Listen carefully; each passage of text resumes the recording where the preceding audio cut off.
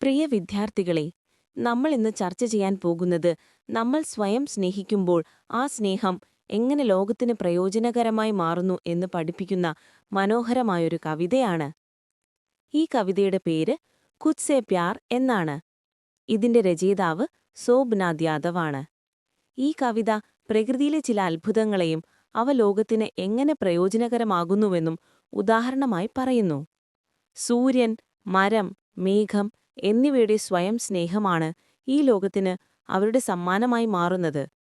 സൂര്യൻ തന്റെ ചൂടിനെ സ്നേഹിക്കുമ്പോൾ ആ ചൂട് ലോകത്തിന് വെളിച്ചവും ചൂടുമായി നൽകുന്നു. മരം തന്റെ പൂക്കളെ സ്നേഹിക്കുമ്പോൾ ആ പൂക്കൾ ലോകത്തിന് നൽകുന്നു. മേഘം തന്റെ ജലത്തെ സ്നേഹിക്കുമ്പോൾ ആ ജലം മഴയായി ലോകത്തിന് നൽകുന്നു. ഇതുപോലെ കവി പറയുന്നു, ഞാൻ എന്നെ തന്നെ സ്നേഹിക്കുമ്പോൾ എനിക്ക് ലോകത്തിന് സ്നേഹം നൽകാൻ സാധിക്കും. ചുരുക്കത്തിൽ, നമ്മൾ എന്താണോ അതിനെ പൂർണ്ണമായും അംഗീകരിക്കുകയും സ്നേഹിക്കുകയും ചെയ്യുമ്പോൾ മാത്രമേ നമുക്ക് മറ്റുള്ളവർക്ക് ഗുണകരമായൊരു സംഭാവന നൽകാൻ സാധിക്കൂ എന്നതാണ് കവിതയുടെ ആശയം. ഇനി ശോഭനാഥ് യാദവ് എഴുതിയ കുച്ച് സേ പ്യാർ എന്ന കവിതയുടെ വരികൾ മലയാളത്തിൽ നോക്കാം.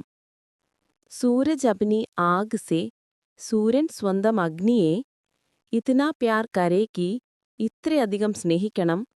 വ ദേ സകേ ആഗ്, അത് അഗ്നി നൽകാൻ കഴിയണം. ദുനിയാക്കോ ഭി, ഈ ലോകത്തിനും. ദർഖത് അപ്നെ ഫൂലോ സേ, മരം അതിന്റെ പൂക്കളെ. ഇത്നാ പ്യാർ കരേ കി, ഇത്രയധികം സ്നേഹിക്കണം. വ ദേ സകേ ഫൂൽ, അത് പൂക്കൾ നൽകാൻ കഴിയണം.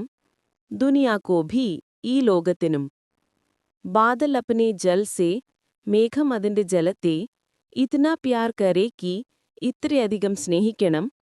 വ ദേ സകേ ജൽ, അത് ജലം നൽകാൻ കഴിയണം. ദുനിയാക്കോ ഭി, ഈ ലോകത്തിനും.